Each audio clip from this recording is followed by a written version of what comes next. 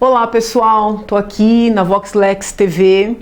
Meu nome é Janaína Conceição Pascoal, sou advogada, sou professora de Direito Penal já há 18 anos.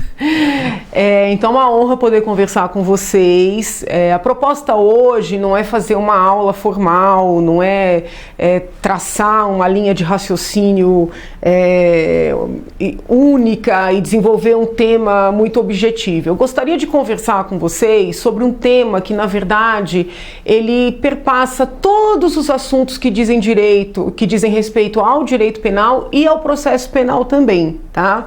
É um tema muito importante que a gente aprende no primeiro ano da faculdade como sendo direito penal do fato versus direito penal do autor. Por que eu estou chamando atenção para isso? Porque muitas vezes as pessoas confundem o que seja verdadeiramente direito penal do fato com o que seja verdadeiramente direito penal de autor.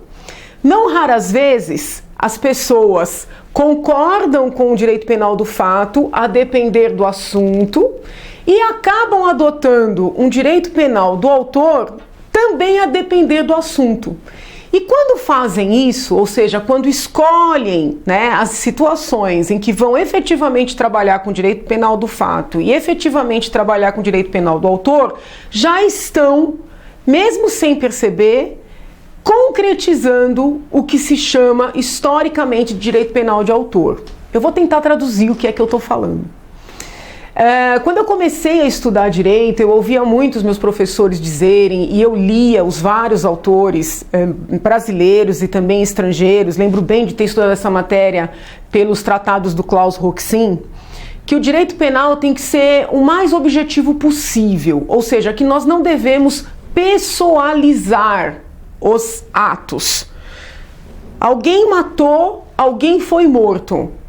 O que tem que ser analisado é este ato de tirar a vida de uma pessoa, independentemente de quem seja o autor, independentemente de quem seja a vítima. Mesma coisa, o dinheiro público foi desviado por uma determinada autoridade. A rigor, o que tem que ser visto? Se efetivamente esse comportamento foi lícito ou ilícito, ou seja, se ele tinha algum tipo de autorização para esse desvio, e não tendo, aquele ato tem que ser apurado, tem que ser constatado e, no final, responsabilizado. Então, quando eu comecei a estudar, nós tínhamos essas noções de direito penal do fato em objeção, em contrariedade ao que a gente chamava de direito penal de autor, e todos os autores explicavam, olha, não podemos voltar para o período da Inquisição, para o período da Idade Média, onde interessava saber se o sujeito tinha ou não determinada fé, se o sujeito comungava ou não de determinada religião. Não podemos correr o risco de voltar à época do nazismo, onde, a depender dos agentes, o comportamento era considerado criminoso ou não, ou mesmo nos permitir agir como as ditaduras mais contemporâneas, onde os amigos podem tudo e para os inimigos não se dá sequer a lei. No entanto, aqueles mesmos professores, aqueles mesmos estudiosos que, para aquele tipo de criminalidade mais convencional, que a gente em criminologia chama de criminalidade de massa, os mesmos estudiosos que se opõem ao direito penal de autor e defendem um direito penal do fato, quando nós vamos para uma criminalidade política, não política no sentido de expressão do pensamento, mas política praticada no meio político, estes mesmos autores mudam a sua forma de interpretar. É intrigante isso. É muito visível que estes mesmos autores, quando, por exemplo, um dinheiro público é desviado por alguém de um partido que não, ao qual eles não são simpáticos, esses autores olham esse fato como corrupção, ou como peculato, ou como algo pelo menos imoral e inadmissível. Já quando os agentes envolvidos são membros de partidos que são de alguma maneira simpáticos ou ao qual esses autores são mais simpáticos, aquele ato já não é tão relevante, ele é exculpável, né? Ele é admissível em nome de uma causa maior, né? De natureza política. E isso me preocupa muito.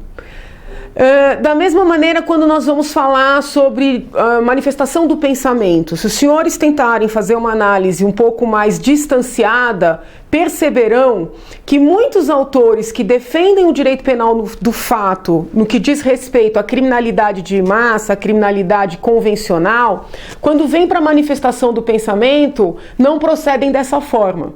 Se a manifestação do pensamento ou da fala, né, se ela for violenta, porém, o que está sendo dito é corroborado por estes autores, eles entendem que não é crime. Já quando aquela mesma fala violenta está sendo propalada por alguém que é contrário ao pensamento destes mesmos autores, esta fala passa a ser criminosa. Então, eu sei que talvez essa conversa que a gente está estabelecendo aqui fique um pouco etérea demais, mas eu gostaria que vocês que estão tentando estudar o direito penal, tentando estudar processo penal, criminologia, que procurassem fazer um exercício de distanciamento, né? No que consiste esse exercício? Toda vez que vocês estiverem diante de um crime ou de um possível crime, não importa se esse crime é um crime daquele convencional, né, de massa, um homicídio, um latrocínio, um roubo, um estupro. Se esse crime é daqueles crimes chamados crimes econômicos, né, uma lavagem de dinheiro, uma sonegação fiscal, uma fraude no campo tributário, cartel, por exemplo, né? Não importa se é no campo, vamos dizer assim, mais político, que também anda muito próximo com a criminalidade econômica, um peculato de grandes proporções, como foi o caso do mensalão, ou corrupções no campo político, envolvendo agentes políticos, desvios de valores, fraudes em licitações, não importa. O exercício que eu convido os senhores, né, vocês que estão estudando direito, a fazer é o seguinte: troquem os agentes envolvidos. Troquem. Imaginem, por exemplo, que quem praticou aquele roubo não foi um desconhecido, mas foi um parente seu que se envolveu com drogas e para comprar a droga acabou caindo no crime.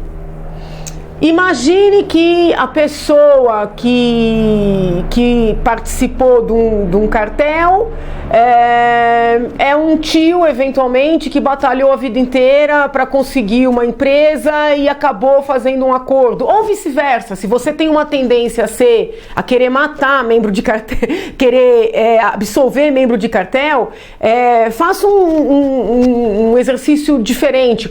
Pense alguém mesmo vil que quer prejudicar a concorrência. Mude os agentes.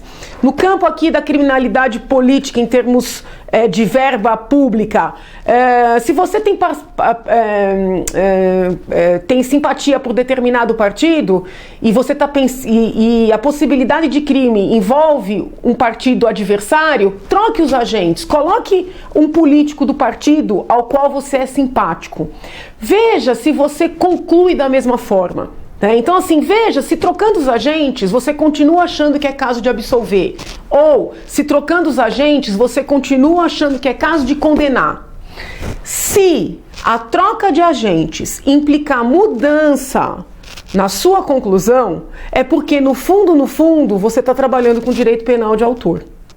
Porém, se a troca de agentes, mantendo-se as mesmas condições objetivas, se a troca de agentes fizer com que você tenha a mesma conclusão, seja a favor de uma absolvição, seja a favor de uma condenação, isso é um sinal de que você já está conseguindo trabalhar com o direito penal do fato. E o direito penal do fato é sempre mais justo, é sempre mais democrático e é sempre mais transparente do que o direito penal de autor, independentemente do direito penal de autor favorecer ou prejudicar os agentes envolvidos, né? Esse é um exercício importante. Eu trabalho muito com esse tipo de exercício quando eu trato com os meus alunos dos discursos de ódio. é muito comum que nós entendamos como criminosos aqueles discursos que de alguma maneira nos atingem.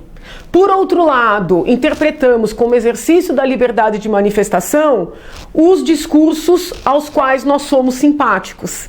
Isso é uma maneira de trabalhar com direito penal de autor, ainda que ao contrário. Ficou claro? Eu acho que esse exercício é importante porque muitas vezes os estudiosos do direito penal, do processo penal e da criminologia, eles acabam se apegando a determinados jargões, a determinados chavões que eles repetem, né, de maneira muitas vezes quase não racional, digo com clareza, maneira emocional, só que não percebem, né, que estão acreditando que defendem os pressupostos de um direito penal, de uma justiça criminal democrática, quando na verdade estão trabalhando com uma justiça seletiva. E eu não digo isso apenas do ponto de vista econômico. Eu sei que a terminologia seletiva, no que diz respeito à criminologia, está muito mais relacionada àquela concepção da criminologia crítica, seja radical ou não, ou a criminologia do etiquetamento, no sentido de que sempre aqueles mesmos agentes são os perseguidos, né? Pessoas de camadas sociais desfavorecidas, pouco instruídas, negras, né? Eu acho que isso já está bastante sedimentado, não só no imaginário popular, mas entre os estudiosos do direito penal propriamente. Quando eu falo de seletividade, não é só esta, muito embora eu não negue esta seletividade. Eu falo de seletividade também ideológica. Né, a seletividade de eu escolher a persecução penal para aqueles grupos que por alguma razão não me agradam. Seja o grupo de negros, seja o grupo de brancos. Seja o grupo de esquerdistas, seja o grupo de direitistas. Sejam os ateus, sejam os religiosos. Então, um esforço que todos nós temos que fazer, sobretudo aqueles que se dispõem a estudar o direito penal, é efetivamente trabalhar com o direito penal do fato. Parece fácil, mas não é. Muito obrigada pela atenção de vocês.